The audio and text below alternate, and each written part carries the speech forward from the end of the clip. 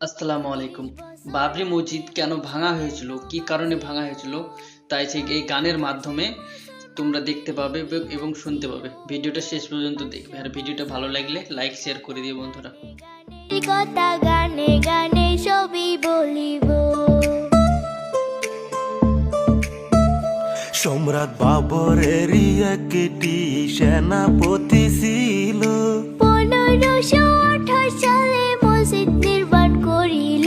বাবরি মসজিদ নামে এই মসজিদটির নাম দিল।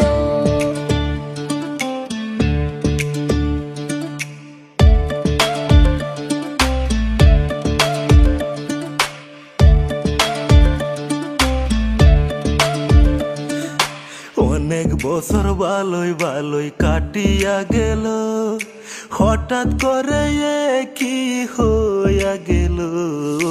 হিন্দু ভাইরা স্বপ্নে দেখে এখানে তেরা মন্দির ছিল। হিন্দু মুসলিমের মাঝে একটা বিভ্রান্ত সৃষ্টি হইল। 1906 ডিসেম্বর 92 সাল ছিল। হিন্দু মুসলিম মিলে একটা আলোচনার মিটিং পাতিল।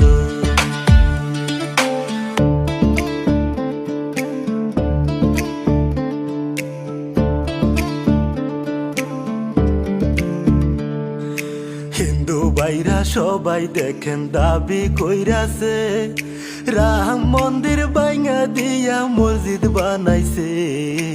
আলোচনার মাঝে দেখেন উত্তেজিত হইয়া গেছে। কয়েক ঘন্টার মাঝে মসজিদ ভেঙে চুরমার করিল। এইভাবেতে বাবরি মসজিদ শেষ হইয়া গেল। আন্দোলনে সেইখানেতে অনেক মানুষ মারা গেল।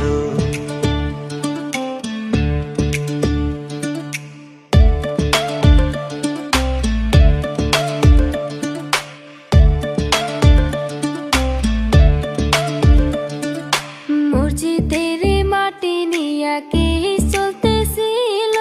2019 সালে সিদ্ধান্ত হইল, সুপ্রিম কোর্টে রায় দিল এইখানেতে মন্দির বানাইব।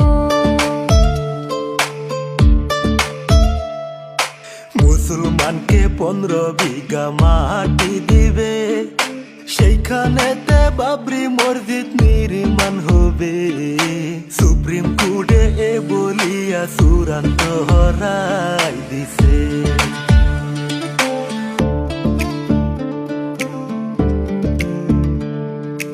এইভাবেতে কিছুদিন কাটিয়া গেল। বাবরি মসজিদের কাম স্থগিত রইল। হুমায়ুন কবির স্যারে দেখেন এতদিন পর চমক দেখাইল। জীবনের বিনিময়ে হুমায়ুন স্যারে মসজিদের কাম আরম্ভ করলো মুর্শিদাবাদে। কত মানুষে হুমকি দিছে হুমায়ুন স্যারকে মেরে ফেলবে।